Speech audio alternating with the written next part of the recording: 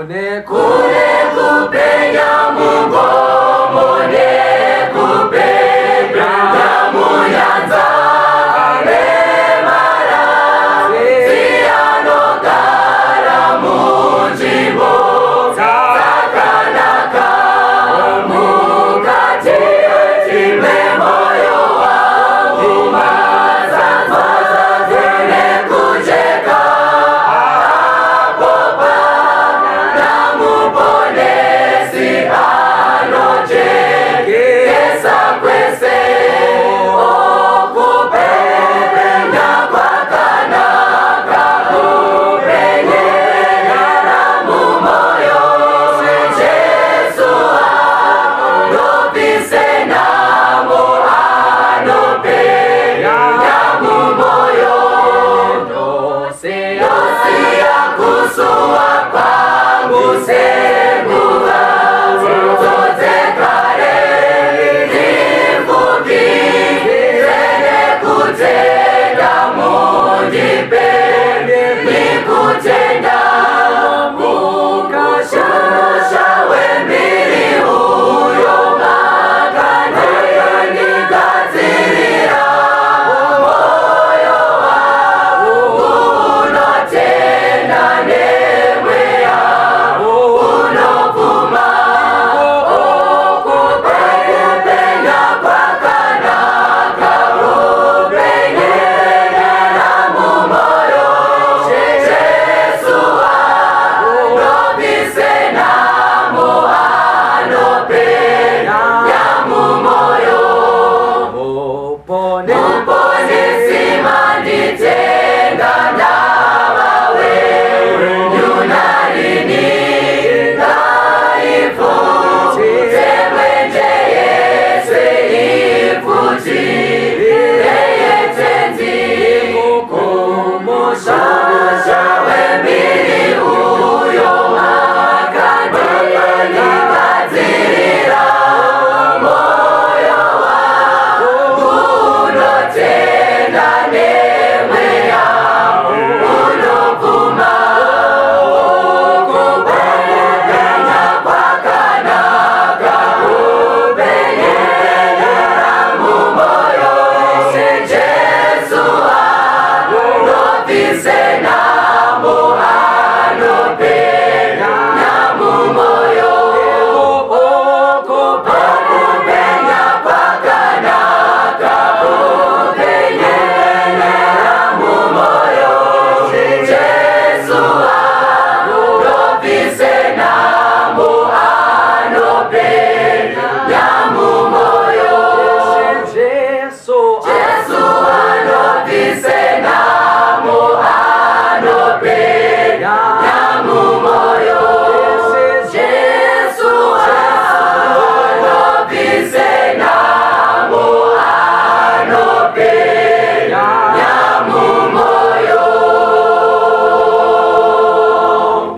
Pejone muchinjiko pane simekwaro mvura yekurapa yava kuna Jesu pedyo nemchinjiko wenyu ndipo panozorora moyo wangu wese pedyo nemuchinjiko mutsawandiwana apo ndajekeserwa kupenya kwa Jesu pedyo nemchinjiko wenyu ndipo panozorora moyo wangu wese pedyo nemuchinjiko ndomuona Jesu ndiba kufamba mumabvute awo, pedyo nechinjiko wenyu, ndipo panozorora moyo wangu wese. Pedyo nemuchinjiko ndorinda ndowimba, dakara ndizosvika mhiri yokwerwizi. Pedyo nechinjiko wenyu, ndipo panozorora moyo wangu wese. Kwazwai vana vekumusha, ndinokukwazisai mose muzita raJesu, apo tiri kukurukura pamusoro pezvimwe zveukuru hwaMwari. Mukati mezuva ranhasi toda kudzidza nyaya yakakosha mukutenda kwedu, yandoda kutumidza musoro wenyaya unoti chenjera, kusara, wakatemba.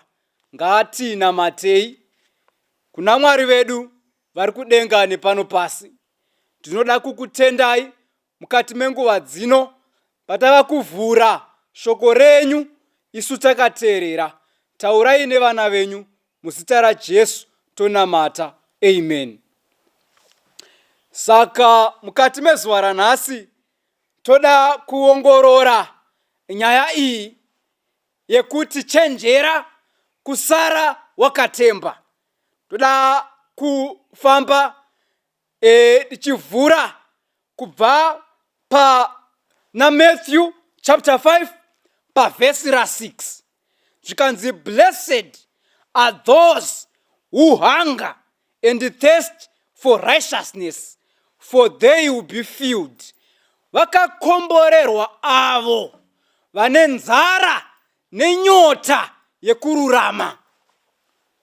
So shoko raMwari riri pachena kutiudza kuti tinofanirwa kunge tiine nzara nenyota yekururama. Kune vanhu vane tsika yekufunga kuti vatonaka, havachina basa namuponesi. So this warning iri kuuya kwatiri tose mukati mezuva ranhasi. Chenjera, kusara, wakatemba. Uchifunga kuti zvatoita unogona kusara. Ndo nyaya yatiri kuda kudzidza mukati mezuva ranhasi, Mwari vachitibatsira. Mukadzidza pamusoro papo, ane pamwe paanototaura achiti iye ndiri kuvavarira kuti ndichibate. Kana tichitarisa upenyu hwake nekudzidza kwaakanga akaita pamusoro paJesu, nehumility yakanga ainayo, nekurevesa nekutendeka kuna Mwari kwaakanga akaita. Kana tikada kudzidza pamusoro pevanhu vakanga vakarurama, pamusoro pevanhu vaitya Mwari, hatigone kujamba muchinda ainzi Paul. Kana tikada kudzidza nekuongorora Bhaibheri pamusoro pevanhu vakazikanwa vakaita mukurumbira nekuda kwemisheni, hatigone kukanganwa nezvaPaul. But chinondishamisa pamusoro pemuchinda anonzi Paul, anoti iye neniwo ndiri kutovavarira, ndiri kutsungirira kuti ndifanane naKristu. In his journey, Paul aifamba munzira yekunofanana naKristu.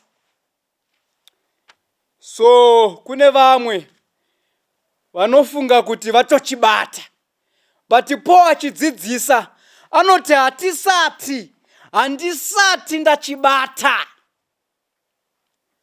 So chichaita kuti vamwe vanhu vasare kudenga inhau yekufunga kuti vanaka. But Bhaibheri riri kutidzidzisa nhasi zvikanzi vakakomborerwa avo vane nyota yokururama, kungonzwa so kuti I need Christ more each and every day. Ndinoda Jesu kuti ave muponesi wangu. Uchimuka mangwanani uchisa Kristu pamberi, kuti ndoda kuti Kristu afambe neni, atungamire, ini ndichitevera. Zvikanzi vakakomborerwa vanhu vakadaro, vane nzara nenyota yaKristu. Ndo vanhu vanodiwa naMwari mukati merwendo rwatakuinda, mukati merwendo rwatiri kufamba. Haikona kuisa maziso ako pamunhu. Usaise maziso pana ereda vechechi, kana kuisa maziso pana mufundisi wechechi, but isa maziso pana Kristu muponesi wedu. Nekuti Kristu ndiye anotipa kururama kwaMwari. So vana vaMwari, ndati ndingokuudzai kuti chenjera, kusara, wakatemba. Kutosara zviri pachena, wotoshamisika kuti kondasara, vamwe vachitoinda. Tiri vapfana, tiri kuchikoro, pane nyaya inondinakidza pamusoro penyaya yekusara iyi. Ndorangarira tichitamba bhora kuprimary, kuchikoro chandakadzidza. So paiva na ticha uyu aikocha bhora, ainzi Vamudzimba.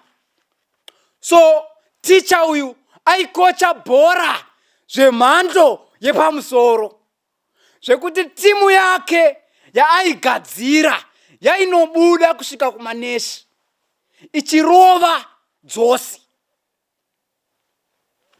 But handipo pane nyaya yangu, nyaya iri pakusara.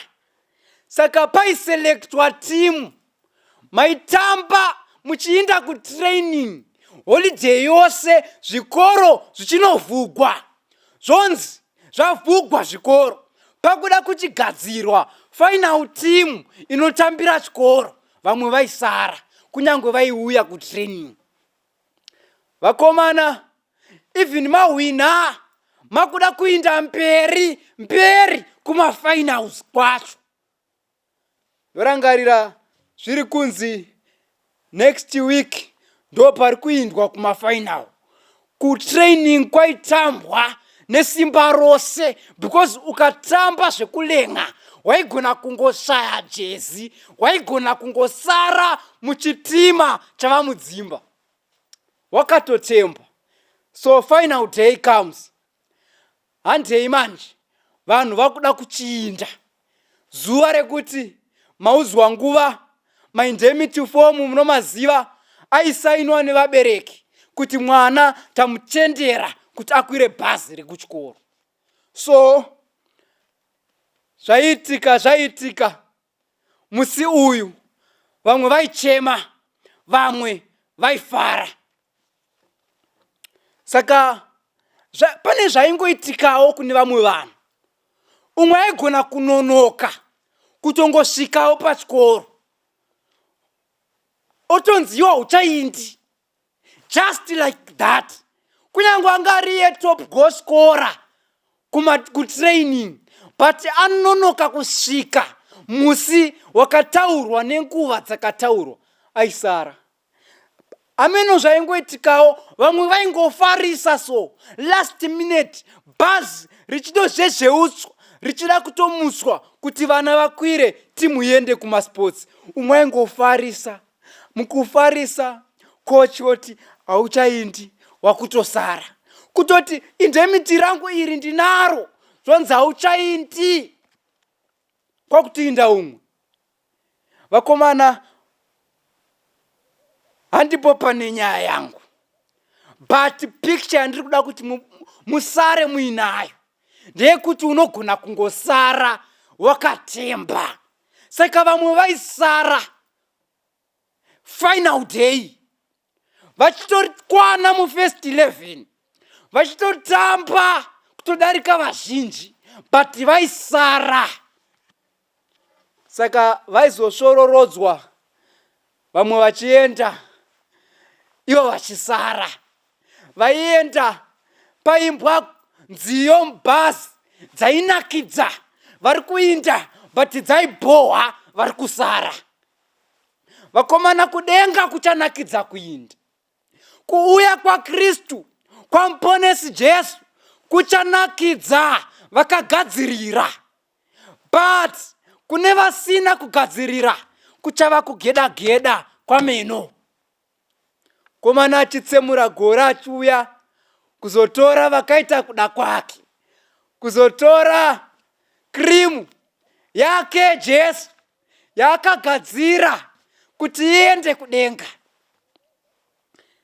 Saka Jesu paanouya, pane vanhu vanenge vatori panyika, vanenge vachiita mabasa akaipa, vasina basa naKristu. Ndorwadziwa nevanhu vechechi vaitoendawo kuchechi vachitonamatawo mufunge, but vachasara kudenga. Regai tizoibata takunopendera mharidzo yedu. Ndoda kuti tifambe tose zvakanakisa vana vaMwari.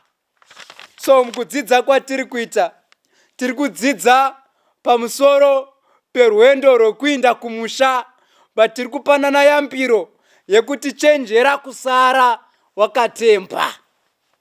Wakatemba unogona kusara. Ndoda kutaura nevamwe vanhu nguva dzinodzi vakateerera. Pandaiverenga bhuku raEzekiel, Mwari achichema-chema pamusoro peIsraeri, pane paanotaura pamusoro pevakuru, pamusoro pevatungamiriri vemachechi. Anoti, hamuna kuzivisa vanhu vangu pakati pezvitsvene nezvisati zviri zvitsvene. Makavhara maziso enyu kuti murege kuona masabata angu. Naizvozvo ndamhurwa pakati penyu. Mwari achichema-chema pamusoro pevakuru vemakereke, pamusoro pevakuru vezvekunamata.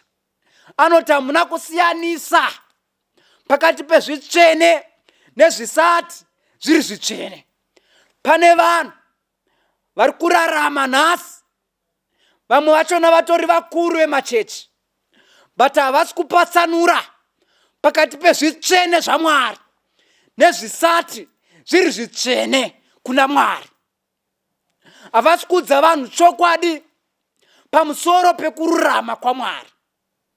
Vari kuudza vanhu zvinofadza, zvekuti vanhu vanosara vachivapraiza, vanhu vanosara vachivakoka futi kuti vauye, nekuti vari kutaura zvinofadza nzeve dzavo. But Mwari is more concerned nekuti vanhu vaponeswe, vabude muchivi. So mharidzo dzedu dzinofanirwa kunongedzera vanhu kuna Kristu kuti vaponeswe. Chinangwa chevhangeri ndechekusiya vanhu vaponeswa, vave mumaoko ari safe, maoko aMwari. So pane vamwe vachasarira nyaya yepride, kuzvida zvekusvika pakuita mbiri chaiyo kudarika Jesu, zvekuzvida kusvikira pakuda kutopfuura lefu raKristu pahukuru. Ndoda kutaura nevanhu vose nekusiyana kwamakaita. Pane chinhu chose chaunoita. 1 Corinthians 10:31 inoti chingava chinhu chipi kana nechipi zvacho, ita kuti Mwari akudzwe, kwete kuti iwewe ukudziwe, but Mwari ndiye ngaakudzwe pamabasa aunoita. Kungava kuri kuchechi, pakuimba kwamunoita kwaya, imbai kuti Mwari akudzwe. Haikona kukudza kuchaya kwenyu. Mazuva ano tiri kuchaya, mazuva ano tiri kufamba. Haikona kuisa mberi kukudzwa kwako. Kristu ndiye ngaakudzwe, iwe udzikisirwe, vanhu vaponeswe. So ndonyaya iri panapa, vana vaMwari. Ndonyaya iri panapa. Kwa vanhu vakuda kunyanya kukukudza stereki, zvidzikisire for your own salvation, kuti ugone kuponeswa. Kuti ugone kuponeswa. Chinhu choga chasara chiri kudiwa naMwari kuti tive nekarekta yaMwari matiri. Ndo choga chiri kutsvakwa namuponesi Jesu, kuti kana achizouya auye kuzotora umwe Jesu. Hapana andinzwa. Ndoda kuti tiverenge vhesi redu rinowanikwa kuna John chapter 14 verse ra1 kusvika pavhesi ya3. Ndichaverenga kuno mberi. Jesu ari kukamfota vadzidzi vake, akuda kupatsana navo, ari kuvapa mashoko ekuvakamfota munguva dzinogwadza. Vhesi ya1, mwoyo yenyu irege kumanikidzwa. Tendai kuna Baba, mugotendavo nekwandiri. Mumba mababa vangu mune nzvimbo zhinji dzokugara. Ingadai kusaiva kudaro, ndaisakuudzai. Ndofarira patakuinda manje. Zvikanzi, nokuti ni Jesu ari kutaura. Zvikanzi ndinoinda kundokugadzirirai pokugara. Kana ndaenda kundokugadzirirai pokugara, ndinozouyazve ndikugamuchirei kwandiri, kuti apo pandinenge ndiri nemuwo mugozovapowo. Muna chamanzwa. Vhesi iri rinondikomborera kana ndichiriverenga. Pane chimwe chinhu chandakatoongorora, chandakadzidza Mwari achinditungamirira pavhesi iri ndichiriverenga. Jesu achiudza vadzidzi vake, asingoudza vadzidzi vake bedzi, ari kuudza ivhini nesuwo vakatenda maari. Ari kuti iye Jesu,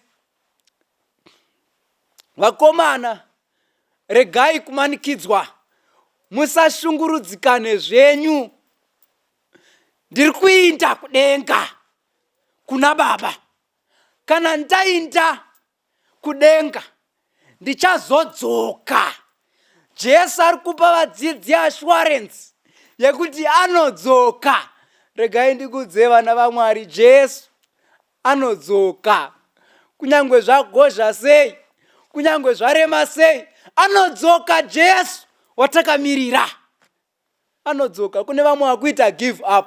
Regai ndingokuudzai mhai, regai ndikuudzei baba, mukomana, musikana, Jesu anodzoka.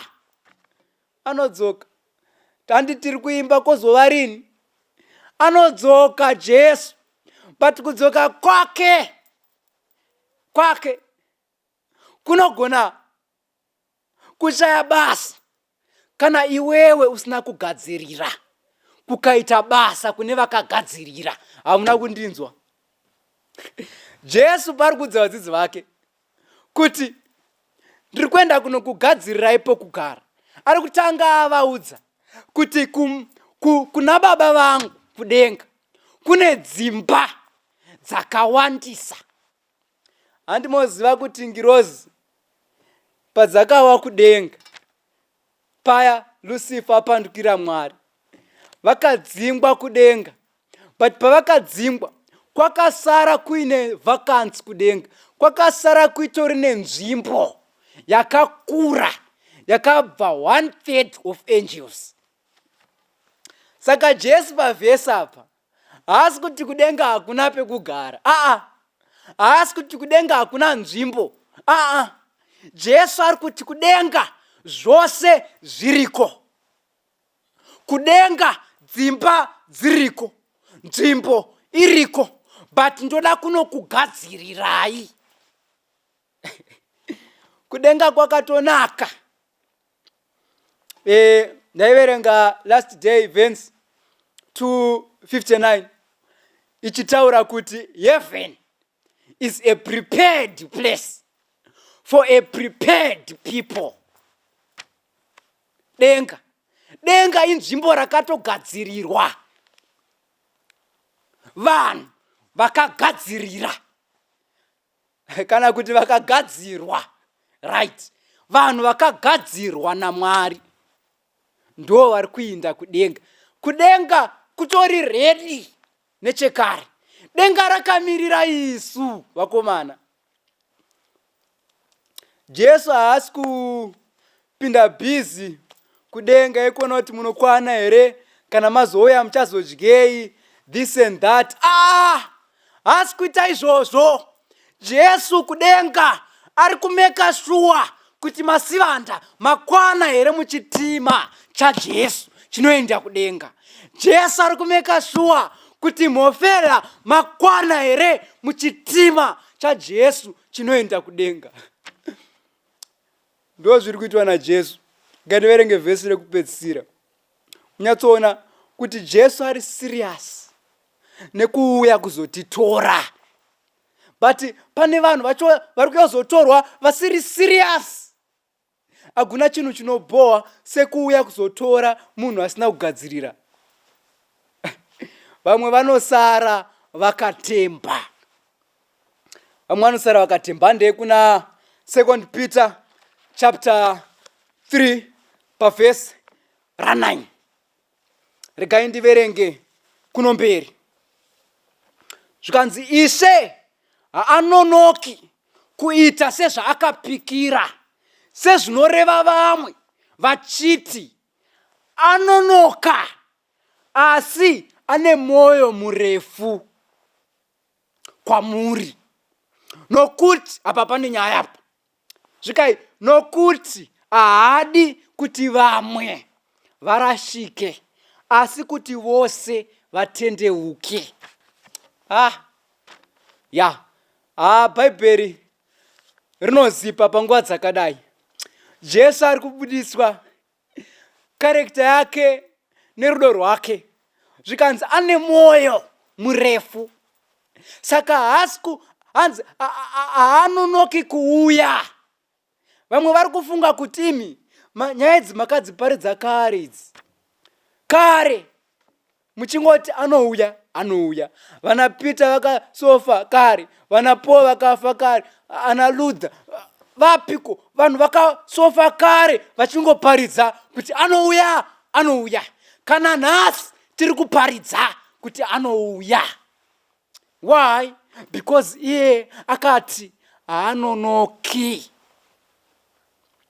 So Paul achinyora anoti komana haanonoki, but inyaya yekuti ane mwoyo murefu. Akamirira iwewe uchiri kumboita chivi, uchiomesa moyo, usiri kuda kuponeswa, usiri kuda kutendeuka, Jesu ane mwoyo murefu, akakumirira Jesu kuti shamwari, ndakakumirira, dai wasiya zvivi wauya kwandiri, nekuti ndikauya wakadaro hauponeswi, unosara. Vana vaMwari, vana mai kumachechi uku, Jesu akatomira kuuya achiti mbosiyaiwo makuhwa, nekuti ndikakutorai ndikaenda nemi kudenga, muchinyeya kwazvamuri kuita izvi hamunogariko, ende hazvitoite kuti muende. Was imagine waenda kudenga paya, apa chivi chemakuhwa una kusiya, apo tiri kudya patebho, ndo paunoona vamwe vachidya vachinakirwa kamudyiro kavano, ko tinenge taakudenga, tinenge taakudya kamudyiro katinoda, tichidya namuponesi. Ndo paunenge wakukwenya vamwe manje, wakuita chizevezeve kuti mamboona here kamudyiro kari kuitwa naningi. Pamwe unenge uchitokwenyera ngirozi, ngirozi yotidedzera, kuna hakutauriri pasi kuno, hautauriri pasi, unotodedzera kuti vamwe vanzwi, hakuna anonyeya umwe. Vakomana unoboikana ukati ndidzoserei pasi. Imagine wajaira kaunhu kako kaya kekungochiva-chiva, woenda nako kudenga. Kudenga kunobhoa kana munhu ane chivi akaendako. Why? Because ajaira language yechivi, ajaira unhu hwechivi. Kudenga inzvimbo isina chivi, saka kunotozova kugehena kwauri, because hausute environment. So Kristu paari kuenda kudenga, paakaenda kudenga, ari kutigadzira nhasi kuti tive fit for heaven. Saka zvaari kuita, ari kubisa kunyepa matiri, ari kubisa utsotsi matiri, ari kubisa chihure matiri, ari kubisa zvivi zvose matiri. Kana tanaka, kana manaka mhai, mafanana naKristu. Kana manaka baba, mafanana naKristu. Kana wanaka jaya, wakusavharira, wafanana naKristu.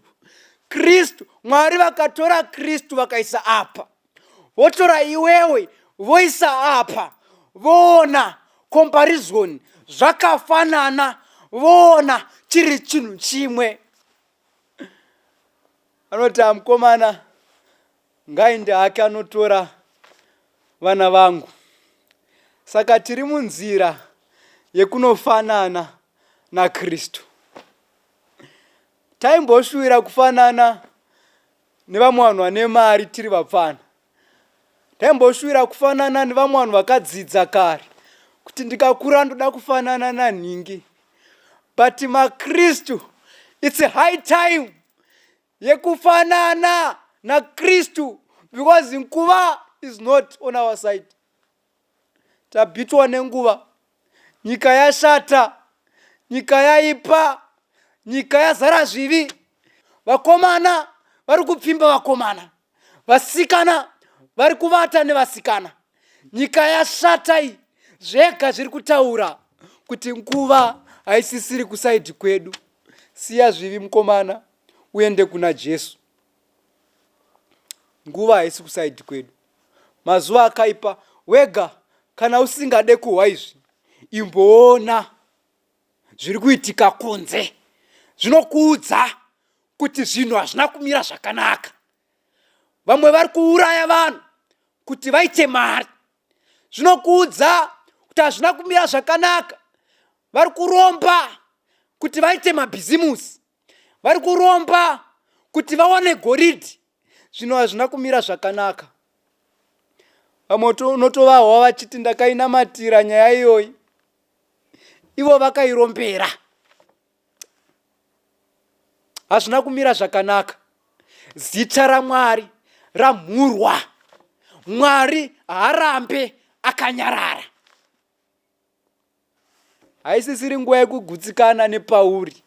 Each and every day ida kugaina more of Christ, uchiluza zvenyika. Kura muukristu zuva nezuva kusvikira uchinofanana namuponesi Jesu. Tobva taimba yedu, tamirira Jesu kumuchingamidza kuti auye kuzotitora. Ndoda kunamata nevose vari kuti Mwari muri mubatsiri wedu, tifambisei munzira dzokururama. Mwari muri mutungamiriri wedu, tigonesei kukunda nyika, tigone kuponeswa. Ngatinamatei. Mwari wedu vari kudenga nepano pasi, tinotenda muponesi Jesu nengari yerudo rwenyu rwamakatiitira pamuchinjiko, mukatifira isu vatadzi, mukati vose vanenge vatenda vachaponeswa. Ndoda kunamatira boka revana venyu vose vari kuteerera vari kwavari kuti muvaitire zvakanaka. Vamwe vari kutoti isu Baba toda kutoita sarudzo dzekukutsvakai tikuwanei, tigofamba nemi upenyu hwese. Mwari wangu, vaitire zvakanaka. Imi munoziva venyu munovaziva. Vose vanokudaidzai, vose vari kuda rubatsiro Mwari, vaitire zvakanaka. Panguva dzino tinonamata tisiya zvose muzita raJesu. Amen. Obvumaindi fambenemi sezvakai tainoki mubateru oko rwangu nditauri ranenemi kana nzira yoshaikwa ndibvumei ndifambenemi handingambofambi ndega duturiri kuvhuvhuta mirauya kateiwa vavengi vanodiedza ese aya matambudzo tenzi bvumandi fambenemi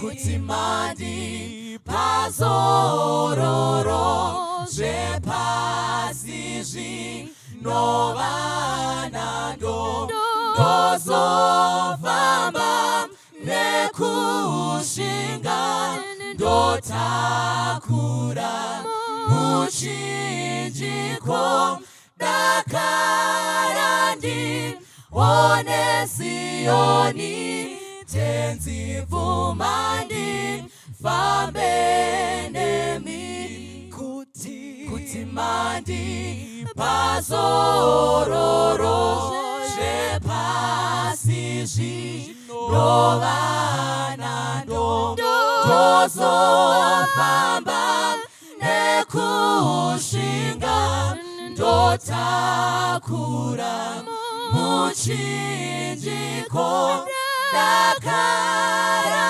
ndione Sioni tenzi bvumandi fambenemi.